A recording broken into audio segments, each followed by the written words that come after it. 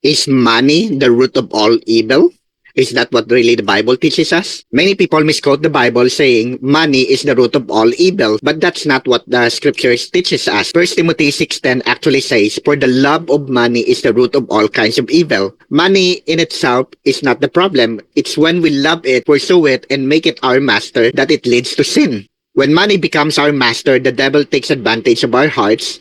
It will tempt people to lie, steal, murder, and even betray their own family just to get more of it. This is why Judas betrayed Jesus for 30 pieces of silver. Jesus made this clear in Matthew 6:24, saying, "No one can serve two masters.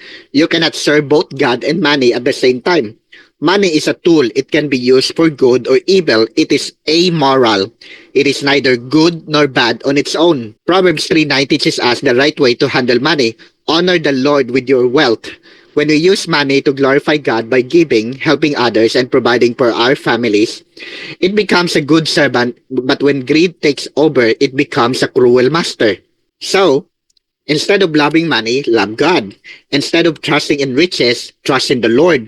Use money wisely, but never let it control your heart. Let's keep our priorities in order. God's first, money as a servant, and our hearts set on eternity. Hi guys, don't forget to follow my page as a Watchman Jerry. Shalom.